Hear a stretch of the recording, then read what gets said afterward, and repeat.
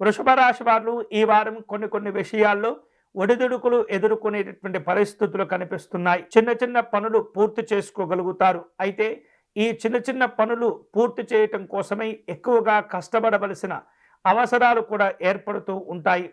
కుటుంబపరమైనటువంటి అంశాల్లో కావచ్చు, ఉద్యోగపరమైనటువంటి అంశాల్లో కావచ్చు, మీరు ఆశించినటువంటి సహకారాన్ని పూర్తి స్థాయిలో పొందలేకపోతారు. కాబట్టి సహకార భావనను పెంచుకునేటటువంటి ప్రయత్నం చేస్తుండాలి. పిల్లల యొక్క విషయాల్లో కొంత జాగ్రత్తగా ఉండండి. వారికి మీ యొక్క తోడ్పాటు, మీ యొక్క ప్రోత్సాహకాలు అవసరమవుతూ ఉంటాయి.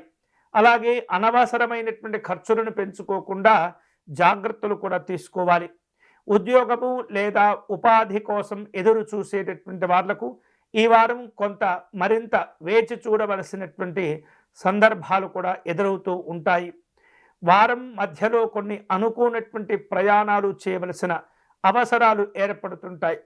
వ్యక్తిగతమైన కుటుంబపరమైనటువంటి అవసరాల కోసం వృషభ రాశి వారు ఈ వారం కొన్ని అప్పులు చేసేటటువంటి సూచనలు కనిపిస్తున్నాయి.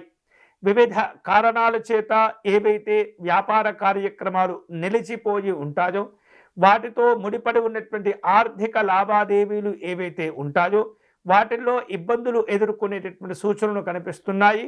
సాధ్యమైనంత వరకు అటువంటి సమస్యల నుండి బయటపడేందుకు అన్ని రకాల జాగ్రత్తలు తీసుకోవటం మంచిది. ఉద్యోగపరమైనటువంటి అంశాల్లో ఉద్యోగస్తులకు ఈ వారం అదనపు బాధ్యతలు కానీ, అదనపు పని భారాలు కానీ పెరిగేటటువంటి సూచనలు ఉన్నాయి. బాధ్యతల విషయంలో మార్పులు చేర్పులు కూడా కనిపిస్తున్నాయి. అలాగే ఇతరులతో మీకున్నటువంటి సాన్నిహిత్యాన్ని జాగ్రత్తగా మీరు ఉపయోగించుకునేటటువంటి ప్రయత్నం చేయండి. దూర ప్రాంత ప్రయాణాలు ఈ వారం అనివార్యమవుతూ ఉంటాయి. ఆరోగ్యాలను కాపాడుకుంటూనే మీరు చేపట్టిన పనులు పూర్తి చేస్తుండాలి. ఈ వారం వృషభ రాశి వారు శుభ ఫలితాలను పొందేందుకై మహాలక్ష్మి అమ్మవారిని పూజించటం మంచిది.